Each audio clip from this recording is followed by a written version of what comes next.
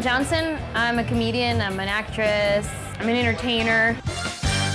Like if our eyelashes is braided together,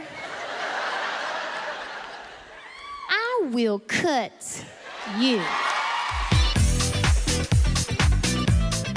It's kind of easy transitioning into telling jokes when you cheer for the Raiders, so it's pretty easy transition. No, I guess I was kind of always a funny one, even though I didn't really see myself as that person, because I come from a family that's really funny.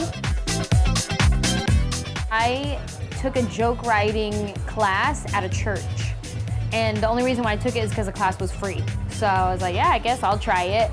And then I wrote this nail salon joke and ended up blowing up on the internet, and it kind of propelled me to where I'm at right now. God forbid you have to call 911 and I answer the phone. I have no idea why stand-up took off before acting, but I just am trusting the process. I mean, I've been blessed. I have 3-hour specials now, and I had no idea I was gonna be a comedian, and that's what I'm doing. So I'm lucky that I get to travel the country and bring joy to people and make people laugh. My style of comedy is really observational, and I'm a storyteller. I like to tell stories from my life, my marriage, my family, my relationships, my friends, my mom, you know. I like to tell stories of things that I observe that are really relatable to people. I like to connect with my audience and relate to people, so that's usually my intention for all my shows. 911, what's your emergency? There's a guy trying to get in your house? Well, did you lock the door?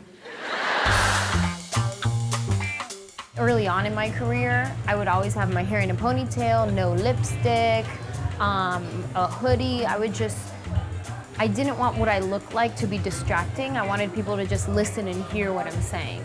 One example was early on in my career, I was at a comedy club, and the first show I could not get them on board, and I just had my hair down, full makeup, everything, and I remember the club manager is the one who told me. He was like, for the second show, I want you to pull your hair back in a ponytail, put your hoodie back on, and take your lipstick off.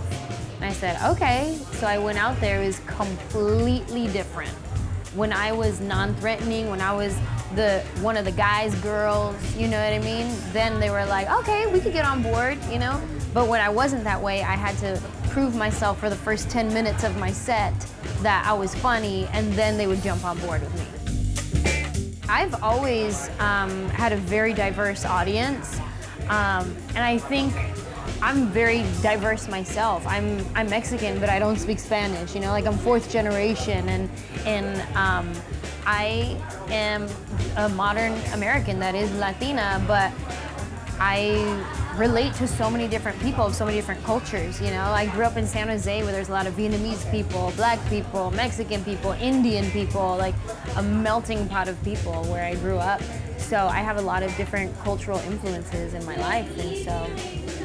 I'm sending the cops. They're on their way, but it's gonna be like 15 minutes. You better find a hiding spot and don't get under the bed. They always look there first.